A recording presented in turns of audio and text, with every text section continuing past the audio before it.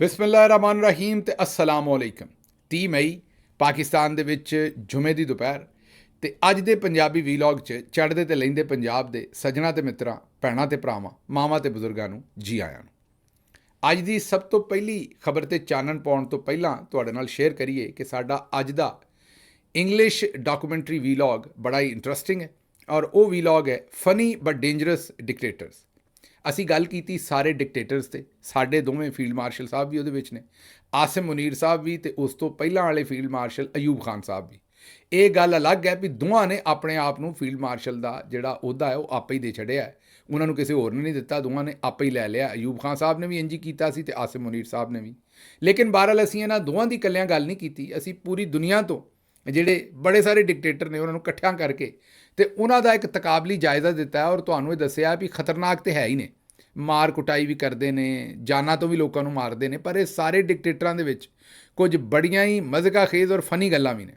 ਉਹ ਅਸੀਂ ਇਸ ਵੀਲੌਗ 'ਚ ਜਿਹੜਾ ਕਵਰ ਕੀਤਾ, ਜਿਸ ਤਰ੍ਹਾਂ ਕਿ ਈਦੀ ਅਮੀਨ ਔਰ ਦੂਸਰੇ ਜਿਹੜੇ ਡਿਕਟੇਟਰ ਸਨ ਉਹ ਕਿਹੋ ਜਿਹੇ ਗੱਲ ਕਰਦੇ ਕੰਮ ਕਰਦੇ ਸਨ। ਕੋਈ ਮਗਰਮੱਛਾਂ ਨਾਲ ਲੜਾਈ ਕਰਦਾ ਸੀ ਤੇ ਕੋਈ ਹੋਰ ਇਹੋ ਜਿਹੇ ਕੰਮ ਕਰਦਾ ਸੀ। ਉਹ ਸਾਰਾ ਕੁਝ ਤੁਹਾਡੇ ਸਾਹਮਣੇ ਰੱਖਾਂਗੇ। ਇਸ ਵੀਲੌਗ ਦਾ ਲਿੰਕ ਜਿਹੜਾ ਉਹ ਇਸ ਵੇਲੇ ਵੀ ਉੱਤੇ ਦੇ ਰਹੇ ਔਰ ਇਸ ਵੀਲੌਗ ਦੇ ਆਖਰ ਤੇ ਵੀ ਇਸ ਇੰਗਲਿਸ਼ ਡਾਕੂਮੈਂਟਰੀ ਵੀਲੌਗ ਦਾ ਲਿੰਕ ਹੋਏਗਾ। ਤੁਹਾਨੂੰ ਆਪਣੇ WhatsApp ਚੈਨਲ ਤੇ ਵੀ ਅਸੀਂ ਭੇਜ ਦਿਆਂਗੇ। ਜੇ ਅਜੇ ਤੱਕ WhatsApp ਚੈਨਲ ਨਹੀਂ ਜੁਆਇਨ ਕੀਤਾ ਤਾਂ ਜ਼ਰੂਰ ਕਰੋ। ਔਰ ਇਸ ਸਾਡੇ ਇਸ ਵੀਲੌਗ ਪੰਜਾਬੀ ਵੀਲੌਗ ਦੀ ਡਿਸਕ੍ਰਿਪਸ਼ਨ ਔਰ ਜਿਹੜਾ ਕਮੈਂਟ ਸੈਕਸ਼ਨ ਹੈ ਉਹਦੇ ਵਿੱਚ ਵੀ ਅਸੀਂ ਇਸ ਇੰਗਲਿਸ਼ ਡਾਕੂਮੈਂਟਰੀ ਵੀਲੌਗ ਦਾ ਲਿੰਕ ਤੁਹਾਡੇ ਵਾਸਤੇ ਰੱਖ ਦਿਆਂਗੇ। ਇਹ ਜਦੋਂ ਵੀ ਅਸੀਂ ਇੰਗਲਿਸ਼ ਡਾਕੂਮੈਂਟਰੀ ਵੀਲੌਗ ਦਾ ਲਿੰਕ ਤੁਹਾਡੇ ਨਾਲ ਸ਼ੇਅਰ ਕਰਦੇ ਹਾਂ ਇਹਦੇ 'ਚ ਗੁਜ਼ਾਰਿਸ਼ ਇਹ ਹੈ ਕਿ ਕਿਉਂਕਿ ਅਸੀਂ ਚਾਹੁੰਦੇ ਹਾਂ ਕਿ ਇੰਗਲਿਸ਼ ਦਾ ਜਿਹੜਾ ਨੈਰੇਟਿਵ ਹੈ ਉਹ ਪਾਕਿਸਤਾਨ ਤੋਂ ਜ਼ਿਆਦਾ ਜਾਂਦਾ ਨਹੀਂ, ਉਹ ਦੂਰ ਤੱਕ ਕੱਪੜੇ। ਇਸ ਲਈ ਸਪੈਸ਼ਲੀ ਤੁਹਾਡੇ ਕੋਲ ਰਿਕੁਐਸਟ ਹੈ ਕਿ ਜਦੋਂ ਵੀ ਇੰਗਲਿਸ਼ ਡਾਕੂਮੈਂਟਰੀ ਵੀਲੌਗ ਤੁਹਾਨੂੰ ਲੱਭਦਾ ਹੈ ਉਹਦਾ ਲਿੰਕ ਅੱਗੇ ਆਪਣੇ ਯਾਰਾਂ, ਸੱਜਣਾ, ਦੋਸਤਾਂ ਔਰ ਜਿੰਨੇ ਵੀ WhatsApp ਗਰੁੱਪ ਨੇ ਜਿਹਨਾਂ ਨੂੰ ਤੁਸੀਂ ਜਾਣਦੇ ਹੋ ਉਹਦੇ ਵਿੱਚ ਜ਼ਰੂਰ ਘੱਲਿਆ ਕਰੋ। ਮਤਲਬ ਤੁਸੀਂ ਬਹੁਤ ਸਾਰੇ WhatsApp ਗਰੁੱਪਾਂ ਦੇ ਮੈਂਬਰ ਹੋਵੋਗੇ, ਜਿਸ ਵੇਲੇ ਅਸੀਂ ਤੁਹਾਨੂੰ ਆਪਣੇ WhatsApp ਚੈਨਲ 'ਤੇ ਉਹਦਾ ਲਿੰਕ ਘੱਲਦੇ ਹਾਂ ਜਾਂ ਇੱਥੋਂ ਤੁਸੀਂ ਵੀਲੌਗ ਦੇ ਥੱਲੇੋਂ ਲਿੰਕ ਵੇਖਦੇ ਹੋ ਤੇ ਇਹਨੂੰ ਕਾਪੀ ਕਰਕੇ ਤੇ ਉਹਨਾਂ WhatsApp ਗਰੁੱਪਸ ਦੇ ਵਿੱਚ ਔਰ ਆਪਣੇ ਯਾਰਾਂ, ਸੱਜਣਾ, ਫੈਮਿਲੀ ਮੈਂਬਰਸ ਨੂੰ ਜ਼ਰੂਰ ਭੇਜਿਆ ਕਰੋ ਤਾਂ ਕਿ ਸਾਡਾ ਇਹ ਜਿਹੜਾ ਨੈਰੇਟਿਵ ਹੈ ਇੰਗਲਿਸ਼ ਦਾ ਇਹ ਦੂਰ ਤੱਕ ਅੱਪੜ ਸਕੇ। ਹੁਣ ਆਉਂਦੇ ਆ ਪਹਿਲੀ ਖਬਰ ਵਾਲੇ ਪਾਸੇ ਜਿੱਥੇ ਚਾਨਣ ਪਾਉਣਾ ਉਹ ਖਬਰ ਇਸਲਾਮਾਬਾਦ ਤੋਂ ਹੈ। ਖਬਰ ਸਾਡੇ ਦਿਲ ਦੇ ਵੀ ਬੜਾ ਕਰੀਬ ਹੈ ਤੇ ਤੁਹਾਡੇ ਦਿਲ ਦੇ ਵੀ ਉਸ ਤੋਂ ਬਹੁਤੀ ਇਹ ਖਬਰ ਇਮਰਾਨ ਖਾਨ ਸਾਹਿਬ ਦੇ ਦਿਲ ਦੇ ਬੜੀ ਕਰੀਬ ਹੈ। ਮਾਮਲਾ ਹੈ ਇਹ ਇਸਲਾਮਾਬਾਦ ਦਾ। CDA ਨੇ ਆਪਰੇਸ਼ਨ ਕੀਤਾ। ਆਪਰੇਸ਼ਨ ਕਿਤੇ ਕੋਈ ਮਿਲ ਓਨਰਸ ਦੇ ਉੱਤੇ ਜਾਂ ਬੜੇ ਸੇਠਾਂ ਦੇ ਉੱਤੇ ਜਾਂ ਬੜੇ ਜਿਹੜੇ ਲੈਂਡ ਮਾਫੀਆ ਨੇ ਉਹਨਾਂ ਦੇ ਖਿਲਾਫ ਨਹੀਂ ਕੀਤਾ, ਬਲਕਿ ਆਪਰੇਸ਼ਨ ਕੀਤਾ ਰੇਹੜੀ ਬਾਨਾਂ ਦੇ ਖਿਲਾਫ। ਅਕਸਰ ਇਹ ਪਹਿਲਾਂ ਵੀ ਇਹੋ ਜਿਹੇ ਆਪਰੇਸ਼ਨ ਹੁੰਦੇ ਨੇ ਰੇਹੜੀ ਬਾਨਾਂ ਦੇ ਖਿਲਾਫ। ਇਹ ਵੀ ਆਪਰੇਸ਼ਨ ਰੇਹੜੀ ਬਾਨਾਂ ਦੇ ਖਿਲਾਫ ਹੋਇਆ, ਲੇਕਿਨ ਇੱਥੇ ਕੋਈ ਥੋੜ੍ਹਾ ਜਿਹਾ ਅਨੋਖਾ ਕੰਮ ਹੋਇਆ। 65 ਸਾਲ ਉਮਰ ਸੀ ਤੇ ਨਾਂ ਸੀ ਮਨਜ਼ੂਰ ਅਹਿਮਦ, ਕਸ਼ਮੀਰ ਤੋਂ ਤਲਕ ਸੀ। ਇਸਲਾਮਾਬਾਦ ਦੇ ਵਿੱਚ ਅਰਸਾ ਹੈ 15 ਸਾਲ ਤੋਂ ਬਰਿਆਨੀ ਦੀ ਰੇਹੜੀ ਲਾ ਕੇ ਆਪਣੇ ਬੱਚੇ ਵੀ ਮਨਜ਼ੂਰ ਅਹਿਮਦ ਬਾਬਾ ਜੀ ਜਿਹੜੇ ਸਨ ਉਹ ਪਾਲ ਰਹੇ ਸਨ ਤੇ ਉਹਨਾਂ ਦਾ ਇੱਕ ਭਾਈ ਜਿਹਦੀ ਵਫਾਤ ਹੋ ਗਈ ਸੀ ਉਹਦੇ 3 ਬੱਚੇ ਵੀ ਪਾਲ ਰਹੇ ਸਨ। ਮਤਲਬ ਉਸ ਇੱਕ ਰੇਹੜੀ ਤੋਂ ਕਮ ਅਜ਼ ਕਮ ਕੋਈ 8-10 ਲੋਕਾਂ ਦਾ ਜਿਹੜਾ ਉਹ ਅਨਾਜ ਵੀ ਪੈਦਾ ਹੋ ਰਿਹਾ ਸੀ, ਉਹਨਾਂ ਦਾ ਚੁੱਲ੍ਹਾ ਵੀ ਚੱਲ ਰਿਹਾ ਸੀ ਤੇ ਕੋਈ ਮਾੜੀ ਚੰਗੀ ਤਾਲੀਮ ਜਾਂ ਜੋ ਵੀ ਉਹ ਆਪਣਾ ਕਰ ਸਕਦੇ ਨੇ, ਸਿਰ ਵੀ ਢੱਕ ਰਹੇ ਸਨ, ਉਹਨਾਂ ਦਾ ਜਿਸਮ ਵੀ ਢੱਕ ਰਹੇ ਸਨ, ਉਹਨਾਂ ਨੂੰ ਖੁਰਾਕ ਵੀ ਦੇ ਪਾ ਰਹੇ ਸਨ। ਇਹ CDA ਵਾਲੇ ਜ਼ਾਹਿਰ ਹੈ ਭੱਤਾ ਲੈਂਦੇ ਨੇ।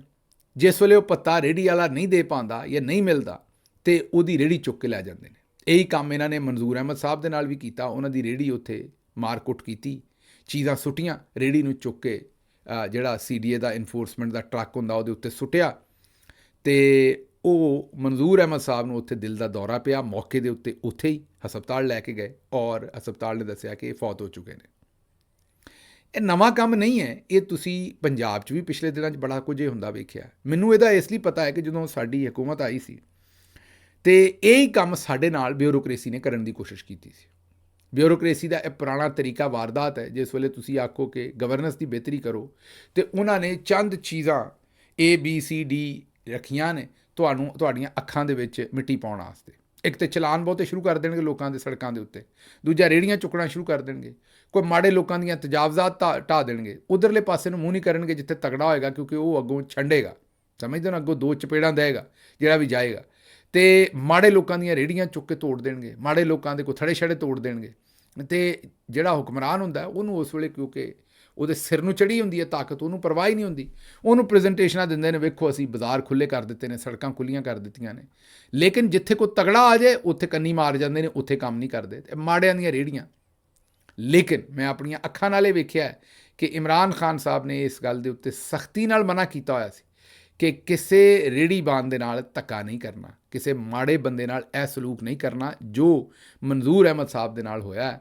ਔਰ ਉਹ ਜਾਂਬਾਕ ਹੋ ਗਏ ਨੇ। ਹੁਣ ਸੋਚੋ ਕਿ ਉਹਨਾਂ ਦੀ ਪੂਰੀ ਫੈਮਿਲੀ ਦਾ ਗਾਂ ਉਹਨਾਂ ਨੂੰ ਕੌਣ ਪਾਲਣ ਵਾਲਾ ਹੋਏਗਾ ਅਤੇ ਕੌਣ ਖਵਾਉਣ ਵਾਲਾ ਹੋਏਗਾ। ਅੱਛਾ, ਨਾ ਸਿਰਫ ਇਹ ਕਿ ਉਹਨਾਂ ਦੀ ਹਲਾਕਤ ਕਰ ਦਿੱਤੀ, ਬਲਕਿ ਮੈਜਿਸਟ੍ਰੇਟ ਦੇ ਸਾਹਮਣੇ ਉਹਨਾਂ ਦੇ ਭਤੀਜੇ ਨੂੰ ਜ਼ਬਰਦਸਤੀ ਲੈ ਕੇ ਗਏ ਨੇ ਔਰ ਉਹਦੇ ਕੋਲੋਂ ਜ਼ਬਰਦਸਤੀ ਬਿਆਨ ਦਵਾਇਆ ਹੈ ਕਿ ਇਹਦੀ CDA ਦਾ ਕੋਈ ਲੈਣ ਦੇਣ ਨਹੀਂ ਹੈ, ਇਹ ਦਿਲ ਦਾ ਦੌਰਾ ਪਿਆ ਅਤੇ ਵਫਾਤ ਪਾ ਗਏ ਨੇ, ਅਸੀਂ ਕੋਈ ਕਾਨੂੰਨੀ ਕਾਰਵਾਈ ਨਹੀਂ ਕਰਨੀ। ਔਰ ਸਾਨੂੰ ਇਤਲਾਤ ਇਹ ਨੇ ਕਿ ਇਹ ਆਖਿਆ ਸੀ ਵੀ ਜੇ ਬਿਆਨ ਨਹੀਂ ਦਿਓਗੇ ਤਾਂ ਸ਼ਾਇਦ ਲਾਸ਼ ਵੀ ਨਹੀਂ ਮਿਲੇਗੀ। ਔਰ ਨਾਲ ਇਹ ਆਖਿਆ ਵੀ ਚਲੋ ਤੁਹਾਡੇ ਖਾਨਦਾਨ 'ਚੋਂ ਕਿਸੇ ਨੂੰ ਰੇਹੜੀ ਲਾਉਣ ਦਿਆਂਗੇ।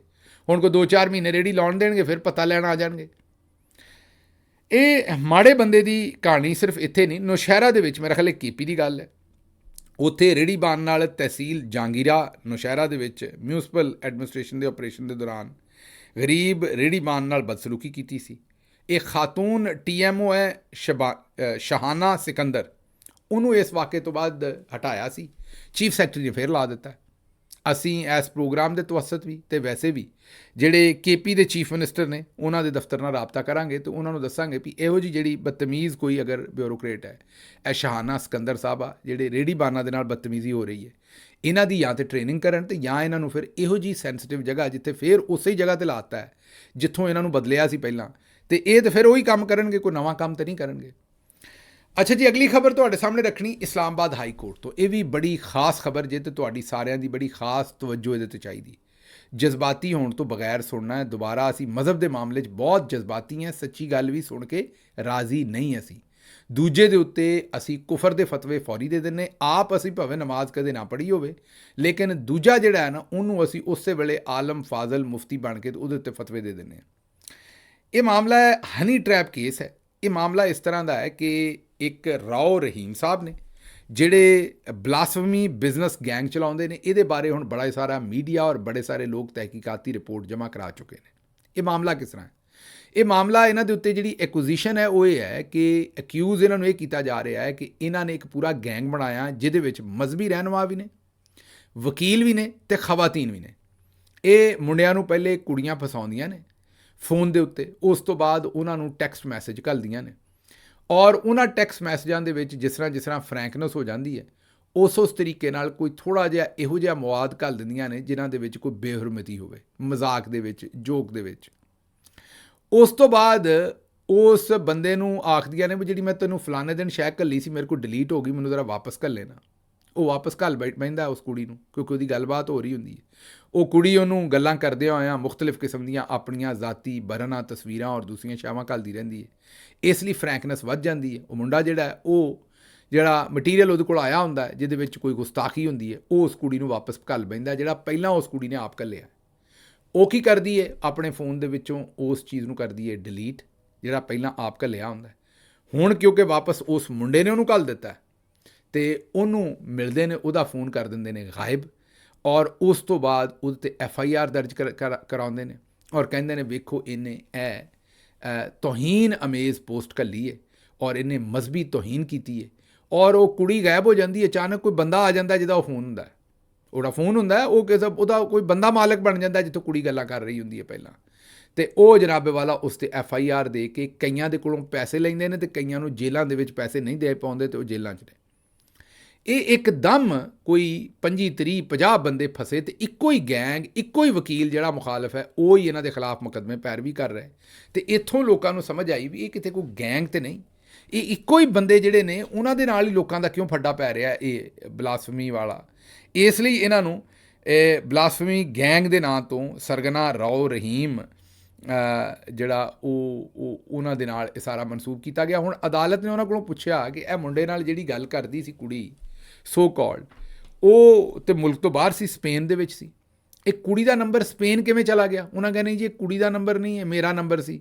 ਉਹਨਾਂ ਕਿਹਾ ਅੱਛਾ ਤੁਹਾਡਾ ਨੰਬਰ ਸੀ ਅਤੇ ਸਪੇਨ ਕਿਸ ਤਰ੍ਹਾਂ ਚਲਾ ਗਿਆ? ਉਹਨਾਂ ਕਿਹਾ ਨਹੀਂ ਜੀ ਸਪੇਨ 'ਤੇ ਨਹੀਂ ਗਿਆ, ਇਹ ਨੰਬਰ ਤਾਂ ਮੇਰੇ ਕੋਲ ਹੀ ਸੀ। ਉਹਨਾਂ ਕਿਹਾ ਇਹਦਾ ਮਤਲਬ ਤੁਸੀਂ ਭੇਜਿਆ ਸਾਰਾ ਕੁਛ? ਨਹੀਂ, ਉਹਨਾਂ ਕਿਹਾ ਇਹ ਨੰਬਰ 'ਤੇ ਮੈਂ FIA ਨੂੰ ਸਰੈਂਡਰ ਕੀਤਾ ਸੀ। ਹੁਣ ਇਹਦੇ ਵਿੱਚੋਂ ਇੱਕ ਤੀਸਰੀ ਜਿਹਤ ਵੀ ਨਿਕਲ ਆਈ ਕਿ ਵਿੱਚ FIA ਦੇ ਲੋਕ ਵੀ ਰਲੇ ਨੇ। ਹੁਣ ਜ਼ਰਾ ਗੌਰ ਕਰੋ, ਤੁਸਾਂ ਤੇ ਖਬਰ ਸੁਣ ਲੈਣੀ ਸੱਜੇ ਕੰਨ ਨਾਲ ਤੇ ਖੱਬੇ ਕੰਨ ਚੋਂ ਕੱਢ ਦੇਣੀ ਹੈ, ਲੇਕਿਨ ਗੌਰ ਨਾਲ ਸੋਚੋ ਉਸ ਮਾਂ ਦੇ ਬਾਰੇ ਜਿਹਦੇ ਪੁੱਤਰ ਨੂੰ ਇਹਨਾਂ ਫਸਾਇਆ ਹੋਏਗਾ ਬਲਾਸਫਮੀ ਦੇ ਵਿੱਚ। ਉਹ ਇਹਨਾਂ ਨੂੰ ਲੱਖ, 2 ਲੱਖ, 4 ਲੱਖ, 10 ਲੱਖ ਤਵਾਨ ਨਹੀਂ ਦੇ ਸਕਦੀ ਹੋਏਗੀ। ਉਹਨੂੰ ਇਹਨਾਂ ਨੇ ਇਸ ਤੋਹੀਨ ਅਮੇਜ਼ ਕੇਸ ਦੇ ਵਿੱਚ ਜੇਲੇ ਘੱਲ ਦਿੱਤਾ। ਸੋਚੋ, ਜੇਲ੍ਹ 'ਚ ਵੀ ਉਹਦੇ ਨਾਲ ਲੋਕ ਨਫ਼ਰਤ ਕੇ ਮਜ਼ਹਬ ਦੇ ਵਿੱਚ ਇਹਨੇ ਤੋਹੀਨ ਅਮੇਜ਼ ਗੱਲ ਕੀਤੀ ਹੈ। ਮਹੱਲੇ 'ਚ ਉਹਦੀ ਮਾਂ ਨਾਲ ਨਫ਼ਰਤ, ਉਹ ਨਾ ਜੀਣ ਜੋਗੇ ਨਾ ਮਰਨ ਜੋਗੇ। ਤੇ ਇਹ ਇਹਨਾਂ ਨੇ ਇੱਕ ਨਵਾਂ ਧੰਦਾ ਬਣਾਇਆ, ਨਵਾਂ ਬਿਜ਼ਨਸ ਬਣਾਇਆ। ਅਸੀਂ ਅਦਾਲਤ ਕੋਲੋਂ ਐਕਸਪੈਕਟ ਕਰਾਂਗੇ ਕਿ ਇਹਨਾਂ ਨੂੰ ਬਹੁਤ ਸਖਤ ਸਜ਼ਾ ਦਿੱਤੀ ਜਾਏ ਔਰ ਇਹਨਾਂ ਦਾ ਸਾਰਾ ਇਹ ਜਿਹੜਾ ਮਕਰੂਹ ਕੰਮ ਸੀ ਉਹ ਪੂਰੀ ਕੌਮ ਦੇ ਸਾਹਮਣੇ ਰੱਖਿਆ ਜਾਏ। ਤੁਹਾਨੂੰ ਗੱਲ ਦੱਸਣ ਦੀ ਲੋੜ ਇਹ ਹੈ ਕਿ ਤੁਹਾਡੇ ਨਾਲ ਅਗਰ ਕੋਈ ਇੰਜ ਕਵੇ ਤੇ ਮੁਹਤਾਤ ਹੋ ਜਾਓ, ਕਿਸੇ ਨਾਲ ਇਹੋ ਜਿਹੀ ਫਰੈਂਕਨੈਸ ਨਾ ਰੱਖੋ ਤੇ ਕਿਸੇ ਨੂੰ ਇਹੋ ਜਿਹਾ ਮਟੀਰੀਅਲ ਜਿਹੜਾ ਉਹ ਨਾ ਭੇਜੋ। ਹੋਰ ਮੈਂ ਇੱਕ ਹੋਰ ਤੁਹਾਨੂੰ ਗੱਲ ਦੱਸ ਦਿੰਦਾ। ਪਾਕਿਸਤਾਨ ਦੇ ਵਿੱਚ ਇੱਕ ਆਮ ਗੱਲ ਹੈ ਬੱਚਿਆਂ ਦੇ ਖਤਨੇ ਹੋ ਰਹੇ ਹੋਣ ਜਾਂ ਛੋਟੇ ਬੱਚੇ ਨੰਗੇ ਫਿਰਨ ਡਏ ਨੇ ਤੇ ਉਹਨਾਂ ਦੀਆਂ ਤਸਵੀਰਾਂ ਵੀਡੀਓ ਬਣਾ ਕੇ ਇੱਕ ਦੂਜੇ ਨੂੰ ਅਜ਼ਰਾਏ ਮਜ਼ਾਕ ਭੇਜ ਦਿੰਦੇ ਨੇ। ਇਹ ਵੀ ਕੰਮ ਨਹੀਂ ਕਰਨਾ। ਤੁਸੀਂ ਕਈ ਵਾਰੀ ਆਪਣੇ ਰਿਸ਼ਤੇਦਾਰਾਂ ਨੂੰ ਮੁਲਕ ਤੋਂ ਬਾਹਰ ਭੇਜਦੇ ਹੋ, ਅਗਰ ਉਹਨਾਂ ਨੂੰ ਬਾਹਰ ਭੇਜੋ ਮੁਲਕ ਤੋਂ ਤਾਂ ਉਹਨਾਂ ਵਾਸਤੇ ਬਹੁਤ ਵੱਡਾ ਮਸਲਾ ਬਣ ਸਕਦਾ। ਉਹਨਾਂ ਮੁਲਕਾਂ ਦੇ ਵਿੱਚ ਇਹਨਾਂ ਚੀਜ਼ਾਂ ਦੇ ਬਾਰੇ ਬੜੇ ਸਖਤ ਕਵਾਨੀਨ ਨੇ। ਇਸ ਲਈ ਛੋਟੇ ਬੱਚਿਆਂ ਦੀਆਂ ਇਹੋ ਜਿਹੀਆਂ ਤਸਵੀਰਾਂ ਜਾਂ ਕਿਹੋ ਜਿਹੀਆਂ ਵੀ ਤਸਵੀਰਾਂ ਜਿਹੜੀਆਂ ਨੇ ਉਹ ਬਣਾ ਕੇ ਕਿਸੇ ਹੋਰ ਬੰਦੇ ਨੂੰ ਨਹੀਂ ਘੱਲਣੀਆਂ, ਉਹ ਭਾਵੇਂ ਤੁਹਾਡਾ ਕਰੀਬੀ ਰਿਸ਼ਤੇਦਾਰ ਕਿਉਂ ਨਾ ਹੋਵੇ। ਅੱਗੇ ਚੱਲਦੇ ਹਾਂ ਜੀ। ਹੁਣ ਅਗਲੀ ਖਬਰ ਇਹ ਤੇ ਤੁਹਾਡੇ ਸਾਹਮਣੇ ਰੱਖ ਦਿੱਤੀ ਕਿ ਇਹ ਬੜਾ ਵੱਡਾ ਜਿਹੜਾ ਸਾਰਾ ਕੰਮ ਹੋਇਆ। ਅੱਗੇ ਅਸ਼ਬਾ ਕਾਮਰਾਨ ਸਾਹਿਬ, ਇਹ ਆਇਰਨ ਲੇਡੀ ਨੇ ਅਸ਼ਬਾ ਕਾਮਰਾਨ ਸਾਹਿਬਾ, ਇਹ ਉਹ ਹੀ ਨੇ ਜਿਨ੍ਹਾਂ ਨੇ ਜਿਹੜੇ ਇਸ ਵੇਲੇ ਨਾਦਰਾ ਦੇ ਜਿਹੜੇ ਰੂਏ ਰਵਾਂ ਨੇ ਜਨਾਬ ਲੈਫਟੀਨੈਂਟ ਜਨਰਲ ਮੁਨੀਰ ਅਫਸਰ ਸਾਹਿਬ, ਉਹਨਾਂ ਦੀ ਤਾਇਨਾਤੀ ਜਿਨ੍ਹਾਂ ਨੇ ਚੈਲੰਜ ਕੀਤੀ ਸੀ ਤੇ ਫਿਰ ਉਹਨਾਂ ਦੀ ਬਰਖਾਸਤਗੀ ਕਰਵਾਈ ਸੀ। ਫਿਰ ਖੈਰ ਸੁਪਰੀਮ ਕੋਰਟ ਨੇ, ਕਾਜ਼ੀ ਲਾਨਤ ਸਾਹਿਬ ਨੇ ਮੈਨੇਜ ਕਰਕੇ ਤੇ ਉਹਨਾਂ ਨੂੰ ਵਾਪਸ ਬਹਾਲ ਕਰ ਦਿੱਤਾ ਸੀ ਡਬਲ ਬੈਂਚ ਹਾਈ ਕੋਰਟ ਦੇ ਕੋਲੋਂ। ਲੇਕਿਨ ਅਸ਼ਬਾ ਕਾਮਰਾਨ ਸਾਹਿਬਾ ਨੇ ਇੱਕ ਵਾਰੀ ਉਹਨਾਂ ਨੂੰ ਸਿੱਧਿਆਂ ਕਰਕੇ ਰੱਖ ਦਿੱਤਾ ਸੀ। ਹੁਣ ਉਹਨਾਂ ਨੇ ਨਵੀਂ ਪਟੀਸ਼ਨ ਕੀਤੀ ਹੈ। ਉਹਨਾਂ ਨੇ ਕਿਹਾ ਜੀ ਕਿ ਮਰੀਮ ਨਵਾਜ਼ ਦੀ ਜਾਨਬ ਤੋਂ ਨਵਾਜ਼ ਸ਼ਰੀਫ ਦੀਆਂ ਤਸਵੀਰਾਂ ਲਾ ਕੇ ਕੌਮੀ ਅਖਬਾਰਾਂ ਦੇ ਵਿੱਚ ਕੌਮੀ ਖਜ਼ਾਨੇ ਨਾਲ ਇਸ਼ਤਿਹਾਰ ਦਿੱਤੇ ਜਾ ਰਹੇ ਨੇ ਔਰ ਇਹ ਸੁਪਰੀਮ ਕੋਰਟ ਦਾ ਇਹਦੇ 'ਤੇ ਫੈਸਲਾ ਹੈ ਕਿ ਇਹ ਕੰਮ ਨਹੀਂ ਕੀਤਾ ਜਾ ਸਕਦਾ। ਇਹ ਉਹਨਾਂ ਨੇ ਰਿਟ ਕੀਤੀ ਲਾਹੌਰ ਹਾਈ ਕੋਰਟ 'ਚ। ਲਾਹੌਰ ਹਾਈ ਕੋਰਟ ਨੇ ਚੀਫ ਸੈਕਟਰੀ ਪੰਜਾਬ ਦੇ ਕੋਲੋਂ ਇਹਦੇ 'ਤੇ ਜਵਾਬ ਮੰਗਿਆ। ਹਜੇ ਤੱਕ ਚੀਫ ਸੈਕਟਰੀ ਪੰਜਾਬ ਨੇ ਜਵਾਬ ਨਹੀਂ ਦਿੱਤਾ। ਦੂਸਰੇ ਲਫ਼ਜ਼ਾਂ 'ਚ ਚੀਫ ਸੈਕਟਰੀ ਪੰਜਾਬ ਨੇ ਅਦਾਲਤ ਨੂੰ ਰੱਖਿਆ ਜੁੱਤੀ ਦੀ ਨੋਕ 'ਤੇ। ਉਹਨਾਂ ਆਖਿਆ ਵੀ ਨਹੀਂ ਦਿੰਦਾ ਮੈਂ ਜਵਾਬ, ਤੁਸੀਂ ਜੋ ਕਰਨਾ ਹੈ ਉਹ ਕਰ ਲਓ।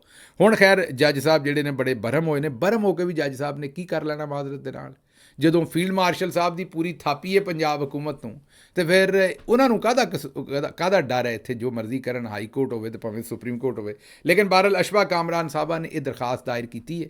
ਵੇਖਦੇ ਇਹ ਕੰਮ ਕਿਸ ਪਾਸੇ ਹੁੰਦਾ ਹੈ। ਅੱਛਾ ਜੀ, ਅਗਲੀ ਖਬਰ ਤੁਹਾਡੇ ਸਾਹਮਣੇ ਰਮਜ਼ਾਨ ਪੈਕੇਜ। ਇਹ ਤੁਹਾਨੂੰ ਚੇਤੇ ਕਰਨਾ ਪਏਗਾ, ਜਿਸ ਵੇਲੇ ਬਾਜੀ ਮਰੀਮ ਨੇ ਰਮਜ਼ਾਨ ਪੈਕੇਜ ਦਿੱਤਾ ਸੀ ਤੇ ਮੈਂ ਉਸੇ ਵੇਲੇ ਰੌਲਾ ਪਾਇਆ ਸੀ ਕਿ ਇਹਦੇ ਵਿੱਚ ਬਹੁਤ ਵੱਡੀ ਕਰਪਸ਼ਨ ਹੋਣੀ ਹੈ। ਯਾਦ ਹੋਏਗਾ ਤੁਹਾਨੂੰ, ਮੈਂ ਕਈ ਪ੍ਰੋਗਰਾਮ ਕੀਤੇ ਸਨ ਤੇ ਉਹਦੇ 'ਚ ਤੁਹਾਨੂੰ ਬਾਰ-ਬਾਰ ਦੱਸਿਆ ਸੀ ਵੀ ਘਿਓ ਦਾ ਠੇਕਾ ਵੀ ਆਪਣੇ ਲੋਕਾਂ ਨੂੰ ਦੇ ਛੱਡਿਆ, ਬਾਕੀ ਚੀਜ਼ਾਂ ਵੀ ਆਪਣੇ ਲੋਕਾਂ ਨੂੰ ਦੇ ਛੱਡੀਆਂ ਨੇ। ਹੁਣ ਉਹ ਗੱਲਾਂ ਸਾਹਮਣੇ ਆ ਗਈਆਂ ਨੇ। ਆਡੀਟਰ ਜਨਰਲ ਆਫ ਪਾਕਿਸਤਾਨ, ਜਿਹੜਾ ਸਰਕਾਰੀ ਅਦਾਰਾ ਹੈ ਜਿਹੜਾ ਆਡਿਟ ਕਰਦਾ ਹੈ, ਜਿਹੜਾ ਅਕਾਊਂਟੇਬਿਲਿਟੀ ਕਰਦਾ ਹੈ ਕਿ ਪੈਸਾ ਕਿਵੇਂ ਖਰਚ ਹੋਇਆ, ਉਹਨਾਂ ਨੇ ਰਿਪੋਰਟ ਜਾਰੀ ਕੀਤੀ ਹੈ। ਮੇਰੀ ਤੁਹਾਡੀ ਰਿਪੋਰਟ ਨਹੀਂ, ਕਿਸੇ ਅਖਬਾਰ ਦੀ ਨਹੀਂ, ਹਕੂਮਤ ਦੇ ਆਪਣੇ ਅਦਾਰੇ ਦੀ ਰਿਪੋਰਟ ਹੈ, ਆਡਿਟ ਜਨਰਲ ਆਫ ਪਾਕਿਸਤਾਨ ਦੀ। ਉਹਨਾਂ ਨੇ ਕਿਹਾ ਹੈ ਕਿ ਜਿਹੜਾ 2024 ਦਾ ਰਮਜ਼ਾਨ ਸੀ ਉਹਦੇ 'ਚ ਅਰਬਾਂ ਰੁਪਇਆਂ ਦੀ ਮਾਲੀ ਬੇਜ਼ਾਬਤਗੀਆਂ ਸਾਹਮਣੇ ਆਈਆਂ ਨੇ। ਉਹਨਾਂ ਨੇ ਇਹ ਕਿਹਾ ਕਿ 1 ਅਰਬ 63 ਕਰੋੜ ਦਾ ਰਾਸ਼ਨ ਜਿਹੜਾ ਉਹ ਜ਼ਾਹਿਰ ਹੈ ਵੇਚਿਆ ਗਿਆ ਲਾਹੌਰ ਦੇ ਵਿੱਚ, ਔਰ ਰਹੀਮ ਯਾਰ ਖਾਂ ਫੈਸਲਾਬਾਦ ਔਰ ਰਾਵਲਪਿੰਡੀ 'ਚ 4,41,000 ਵਸੂਲ ਕੁਨੰਦਗਾਨ ਜਾਲੀ ਨਿਕਲੇ ਨੇ। ਕਿੰਨੇ ਜੀ? 4,41,000। ਔਰ ਇੱਕ ਰਾਸ਼ਨ ਦਾ ਜਿਹੜਾ ਪੈਕੇਟ ਹੈ ਇਹ 5-5, 10-10 ਹਜ਼ਾਰ ਰੁਪਏ ਦਾ ਸੀ।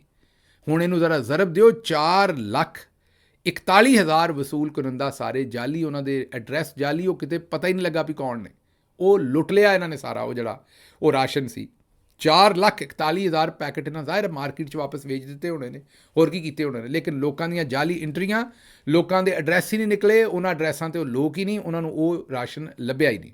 ਅੱਗੇ ਚੱਲੋ, 9300 9,300 ਸਰਕਾਰੀ ਮੁਲਾਜ਼ਮੀਨ ਜਿਨ੍ਹਾਂ ਦੀਆਂ ਤਨਖਾਹਾਂ ਚੰਗੀਆਂ ਤਗੜੀਆਂ ਸੀ, ਅਫਸਰ ਵੀ ਹੋਣੇ ਨੇ ਵਿੱਚ, ਜਿਹੜੇ ਅਹਿਲ ਨਹੀਂ ਸੀ ਇਸ ਇਮਦਾਦ ਨੂੰ ਵਸੂਲ ਕਰਨ ਦੇ, ਜਿਹੜੀ ਗਰੀਬਾਂ ਵਾਸਤੇ ਸੀ, ਉਹ ਉਹਨਾਂ ਨੇ ਵਸੂਲ ਕੀਤਾ ਤੇ ਕਰੋੜਾਂ ਰੁਪਈਆਂ ਦਾ ਰਾਸ਼ਨ ਜਿਹੜਾ ਉਹ ਰਗੜ ਗਏ ਨੇ। ਜੀ ਤੁਸੀਂ ਦਰੁਸਤ ਸਮਝ ਰਹੇ ਹੋ। ਸਰਕਾਰੀ ਮੁਲਾਜ਼ਮੀਨ ਜਿਹੜੇ ਕਰੋੜਾਂ ਰੁਪਈਆਂ ਦਾ ਉਹਨਾਂ ਨੇ ਲੋਕਾਂ ਦਾ ਜਿਹੜਾ ਰਾਸ਼ਨ ਲੋਕਾਂ ਨੂੰ ਦੇਣਾ ਸੀ ਉਹ ਆਪ ਲੈ ਗਏ ਨੇ। ਹਾਲਾਂਕਿ ਉਹਨਾਂ ਦੀਆਂ ਨੌਕਰੀਆਂ ਠੀਕ ਸਨ, ਉਹਨਾਂ ਨੂੰ ਇਹ ਨਹੀਂ ਸੀ ਦਿੱਤਾ ਜਾ ਸਕਦਾ। ਇਸੇ ਤਰੀਕੇ ਨਾਲ 1 ਅਰਬ 81 ਕਰੋੜ ਰੁਪਈਏ ਜ਼ਾਇਆ ਹੋ ਗਏ ਗਲਤ ਐਡਰੈਸਾਂ 'ਤੇ ਮਾਲ ਘੱਲਣ 'ਤੇ। ਅੱਗੇ ਐਡਰੈਸ ਹੀ ਗਲਤ ਸੀ, ਉੱਥੇ ਘੱਲਦੇ ਰਹੇ ਨੇ ਰਾਸ਼ਨ। 1 ਅਰਬ 81 ਕਰੋੜ ਇਸ 'ਤੇ ਜ਼ਾਇਆ ਹੋ ਗਏ। ਟਰਾਂਸਪੋਰਟ ਦੀ ਮਦ ਦੇ ਵਿੱਚ ਵੀ ਕਰੋੜਾਂ ਰੁਪਈਆ ਆਖਿਆ ਜਾ ਰਿਹਾ ਕਿ 13 ਤੋਂ 15 ਕਰੋੜ ਰੁਪਈਆ ਸਿਰਫ ਟਰਾਂਸਪੋਰਟ ਦੀ ਮਦ ਦੇ ਵਿੱਚ ਜਿਹੜਾ ਉਹ ਜ਼ਾਇਆ ਕੀਤਾ। ਪੰਜਾਬ ਫੂਡ ਅਥਾਰਟੀ, ਉਹਦਾ ਕੰਮ ਸੀ ਘਿਓ ਦਾ, ਤੇਲ ਦਾ, ਆਟੇ ਦਾ ਸਟੈਂਡਰਡ ਚੈੱਕ ਕਰੇ, ਉਹ ਉਹਨਾਂ ਨੇ ਨਹੀਂ ਕੀਤਾ। ਇਹ ਅਸੀਂ ਨਹੀਂ, ਇਹ ਆਡੀਟਰ ਜਨਰਲ ਆਫ ਪਾਕਿਸਤਾਨ ਆਪਣੀ ਰਿਪੋਰਟ ਜਿਹੜੀ ਉਹ ਜਾਰੀ ਕਰ ਰਿਹਾ ਹੈ। ਇਹ ਹੁਣ ਤੁਸੀਂ ਆਪ ਹਿਸਾਬ ਲਾ ਲਓ ਕਿ ਇੱਥੇ ਕਿਸ ਤਰ੍ਹਾਂ ਦੀ ਲੁੱਟ ਮਾਰ ਜਿਹੜੀ ਹੈ ਉਹ ਕੀਤੀ ਗਈ ਹੈ ਔਰ ਕੀਤੀ ਜਾਂਦੀ ਹੈ ਮਾਸੂਮ ਆਵਾਮ ਦੇ ਨਾਂ 'ਤੇ। ਔਰ ਇਹ ਕੋਈ ਨਵੀਂ ਗੱਲ ਨਹੀਂ, ਇਹ ਪੁਰਾਣੀ ਗੱਲ ਹੈ। ਅੱਛਾ ਜੀ, ਜਿਹੜੇ ਆਪਣਾ ਲੋਧਰਾਂ ਦੇ ਵਿੱਚ ਇੱਕ ਨੌਜਵਾਨ, ਉਹਨੇ ਸਖਤ ਗਰਮੀ ਦਾ ਤੋੜ ਕੱਢਿਆ। ਉਹਦੇ ਕੋਲ ਖਾਦ ਦੇ ਸਪਰੇਅ ਵਗੈਰਾ ਦੇ ਪੈਸੇ ਸਨ, ਆਪਣੇ ਵੀ ਅਤੇ ਕੁਝ ਲੋਕਾਂ ਦੇ ਵੀ। ਉਹਨੇ ਲਏ, ਮੋਟਰਸਾਈਕਲ ਵੇਚਿਆ ਅਤੇ ਮਰੀ ਨਿਕਲ ਗਿਆ। ਉਹ ਗਰਮੀਆਂ ਦੇ ਵਿੱਚ ਘੁੰਮਣ ਚਲਾ ਗਿਆ ਅਤੇ ਪਿੱਛੋਂ ਜਿਹੜੇ ਬੰਦੇ ਜਿਨ੍ਹਾਂ ਦੇ ਪੈਸੇ ਲੈ ਨਿਕਲੇ ਆ ਉਹ ਲੱਭਦੇ ਫਿਰਦੇ ਨੇ। ਬਸ ਇਹੀ ਮਸ਼ਵਰਾ ਦਿਆਂਗੇ ਵੀ ਜਾਓ ਜ਼ਰੂਰ ਭਾਈ, ਲੇਕਿਨ ਪੈਸੇ ਜਿਹੜੇ ਆ ਉਹ ਆਪਣੇ ਲੈ ਕੇ ਜਾਓ। ਜਿਹੜੇ ਲੋਕੀ ਵਿਚਾਰੇ ਜਿਨ੍ਹਾਂ ਦੇ ਪੈਸੇ ਲੈ ਕੇ ਗਏ ਜੇ, ਉਹ ਤੁਹਾਨੂੰ ਪਿੱਛੇ ਹੁਣ ਲੱਭਦੇ ਫਿਰਨ ਡਏ ਨੇ, ਉਹਨਾਂ ਦਾ ਕੋਈ ਹੱਲ ਜਿਹੜਾ ਉਹ ਸੋਚੋ। ਇਸ ਤਰ੍ਹਾਂ ਲੋਕਾਂ ਦੇ ਨਾਲ ਧੱਕਾ ਨਾ ਕਰੋ, ਕਿਉਂਕਿ ਉਸ ਗਰਮੀ ਦੇ ਵਿੱਚ ਉਹ ਵੀ ਖੱਜਲ ਹੋਣਗੇ। ਅੱਛਾ, ਇਹ ਆਖਰੀ ਤੁਹਾਡੇ ਸਾਹਮਣੇ ਇੱਕ ਵੀਡੀਓ ਰੱਖਣੀ ਹੈ। ਡਿਪਰੈਸ਼ਨ ਤੁਹਾਨੂੰ ਪਤਾ ਵੀ ਬਹੁਤ ਵੱਡੀ ਖਤਰਨਾਕ ਚੀਜ਼ ਹੈ, ਅਤੇ ਇਹ ਦੱਸ ਰਹੀਆਂ ਨੇ ਕਿ ਕਿਸ ਤਰ੍ਹਾਂ ਡਿਪਰੈਸ਼ਨ ਦਾ ਇਲਾਜ ਕੀ ਹੈ ਅਤੇ ਡਿਪਰੈਸ਼ਨ ਨਾਲ ਹੁੰਦਾ ਕੀ ਹੈ। ਜ਼ਰਾ ਵੀਡੀਓ ਵੇਖੋ। ਪਤਾ ਡਿਸਪੈਂਸਰ ਕਦੋਂ ਆਉਂਦਾ ਤੁਹਾਨੂੰ ਪਤਾ ਇਹ ਚੀਜ਼ਾਂ ਦਾ? ਜਦੋਂ ਆਪਾਂ ਸੈਡ ਗਾਣੇ ਸੁਣਦੇ ਆ, ਵੇ ਮੇਰਾ ਦਿਲ ਤੋੜ ਗਿਆ, ਵੇ ਮੈਨੂੰ ਆਏ ਹੋ ਗਿਆ, ਇਹ ਚੀਜ਼ਾਂ ਕਹਿੰਦੇ ਨੇ। ਮੇਰੀਆਂ ਰੀਲਾਂ ਦੇਖੋ, ਆਪਾਂ ਦੀ ਗੱਲ ਸਿੱਧੀ ਆ, ਠੀਕ ਹੈ। ਚਟਨੀ ਰੋਟੀ ਵਾਲੀਆਂ ਮੇਰੀਆਂ ਰੀਲਾਂ ਦੇਖੋ, ਕਮੇਡੀ ਦੇਖੋ ਮੇਰੀ। ਡਿਸਪੈਂਸਰ ਤਾਂ ਨੇੜੇ ਨਹੀਂ ਆਉਂਦਾ, ਡਿਸਪੈਂਸਰ ਨਹੀਂ ਉੱਥੇ ਖੜਦਾ। ਮੇਰੇ ਤੇ ਬਹੁਤ ਪਹਿਲਾਂ ਮੇਰੇ ਤੇ ਬਹੁਤ ਡਿਸਪੈਂਸਰ ਸੀਗਾ। ਹੁਣ ਜਿੱਦੇ ਦੇ ਆਪਾਂ ਤਾਂ ਬਈ ਆਪਦੇ ਭੁੱਲੇ ਆ, ਆਪਾਂ ਤਾਂ ਸਾਰਾ ਕੁਛ ਆ। ਵੇਖ ਲਈ ਜੇ, ਕੋਈ ਤਬਸਰਾ ਨਹੀਂ ਇਹਦੇ ਤੇ। ਮੈਨੂੰ ਇੱਥੋਂ ਇਜਾਜ਼ਤ ਦਿਓ ਤੇ ਰੱਬ ਰੱਖ।